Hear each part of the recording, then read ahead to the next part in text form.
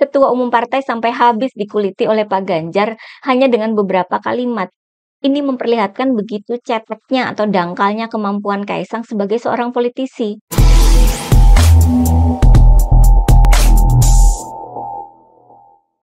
Hai guys, jumpa lagi dengan saya Nina Nur bersama kita akan mengulik dunia politik dengan awas, waras, dan cerdas. Kali ini kita akan membahas soal Kaisang yang baru 2 hari masuk partai langsung jadi ketua umum. Walaupun tidak punya pengalaman apapun dalam politik, kecuali jadi anak presiden selama hampir 10 tahun. Mungkin jadi anak presiden itu sekarang sudah dikategorikan sebagai pengalaman politik ya. Ini sama dengan lelucon yang pernah saya dengar terkait Gibran. Katanya, jangan salah, Gibran itu punya pengalaman banyak di politik. 2 periode jadi anak wali kota, 2 tahunan jadi anak gubernur, dan hampir 10 tahun jadi anak presiden. Kembali ke Kaisang ya. Melihat karir politik Kaisang yang sangat cepat, AHY aja kalah loh ya. AHY, Agus Harimurti Yudhoyono, harus melewati proses baru naik jadi ketua umum, yang pastinya lebih dari 2 hari ya. Kasihan juga ini nasib AHY ya, sudah keliling ke sana kemari, sudah jadi ketua partai bertahun-tahun, sudah bikin baliho raksasa yang tulisannya siap itu kan, tetap aja kalah sama anaknya Pak Jokowi. Oke, melihat karir politik Kaisang yang super singkat itu, maka timbul pertanyaan, apa yang sudah disiapkan buat Kaisang? Ini berdasarkan posisi cawapres yang disiapkan buat Gibran, yang terus saja melaju, walaupun dengan proses yang melanggar etik. Etik, etik, etik. Ada 2 momen yang menimbulkan kecurigaan publik terkait Kaisang ini ya.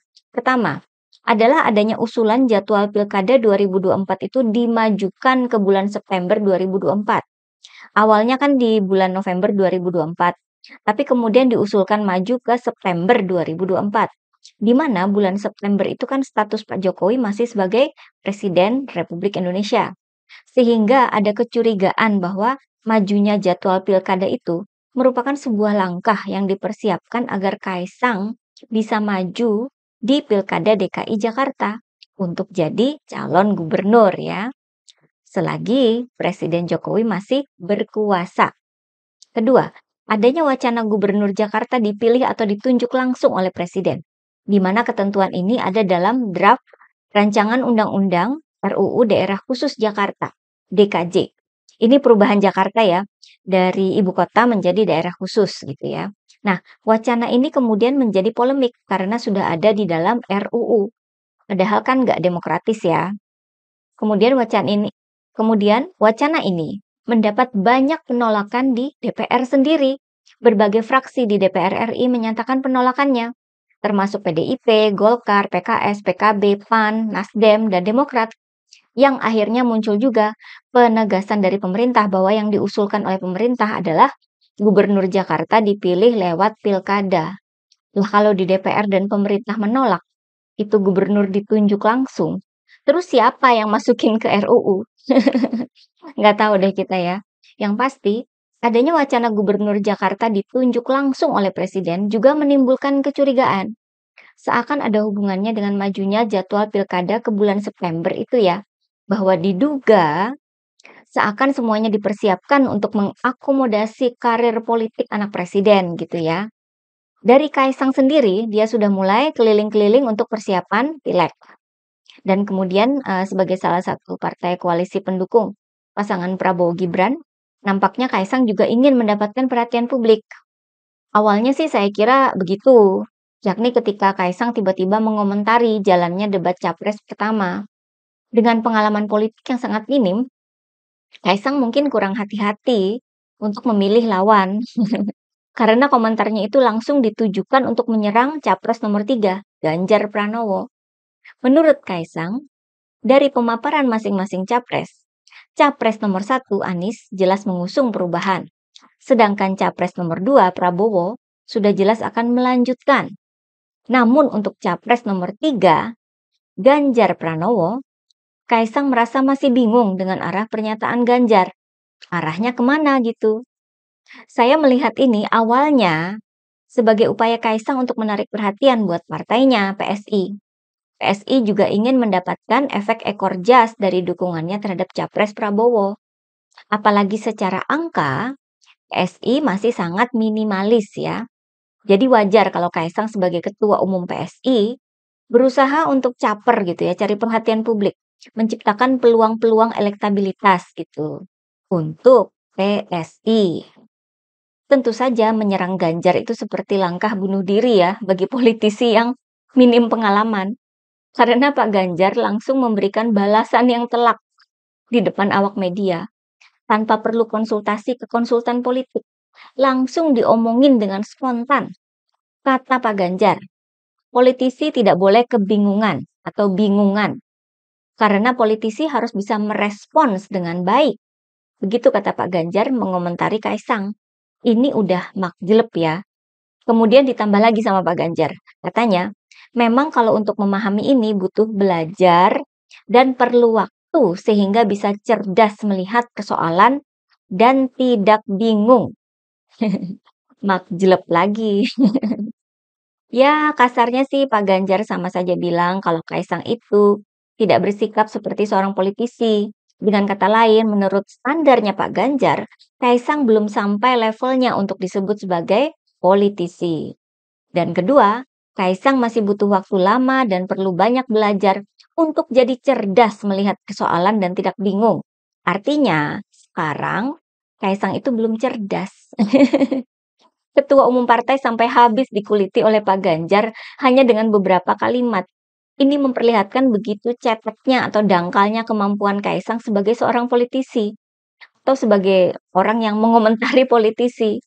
Tuh kan, kena sliding dari Pak Ganjar. Langsung kicep deh.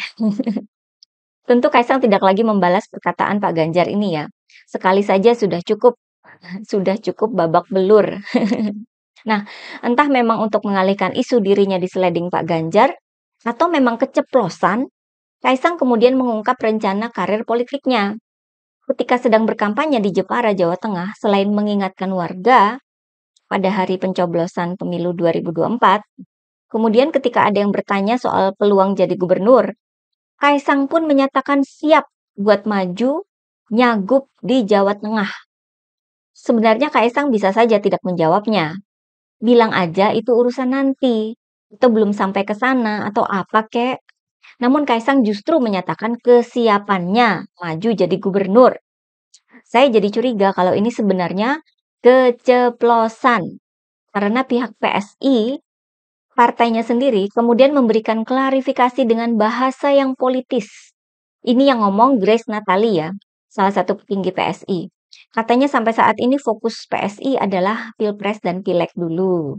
Nah kan, partainya saja masih fokus ke Pilpres dan Pileg dulu. Kok ketuanya sudah mau nyalon jadi gubernur? Ketahuan kalau Kaisang tidak koordinasi dulu ya dengan partainya sendiri. Kemudian Grace memuji bahwa Kaisang punya leadership atau kepemimpinan yang kuat. Jadi menurut PSI akan bagus kalau ke depannya Kaisang mau lebih jauh mengambil pelayanan di sektor publik. Ini kan bahasanya Mbak Grace itu sangat politis ya, alias dia nggak mau tegas dulu. Tetap memuji Kaisang karena nggak mau ketua umumnya kehilangan muka. Tapi tidak mau langsung menyebut kata gubernur sebagai langkah karir politik Kaisang. Ini untuk mengisolasi masalah ya, agar soal Kaisang mau jadi gubernur tidak makin meluas kemana-mana. Susah kalau wacana ini justru meluas. Sementara elektabilitas partai malah jadi tertutupi. Rugi buat partai kalau gitu ya. Ya gitulah seperti kata Pak Ganjar. Politisi harus bisa merespons dengan baik, di mana kemampuan ini membutuhkan waktu dan belajar yang banyak. Saya kira ini merupakan contoh yang tepat. Ketika yang karbitan dikasih jabatan, pengetahuannya itu nggak jelas dan pengalamannya sangat minim. Lalu mesti bertarung di ajang besar, di mana dia harusnya konsultasi dulu sama internal partai atau sama konsultan politiknya sebelum memberikan pernyataan.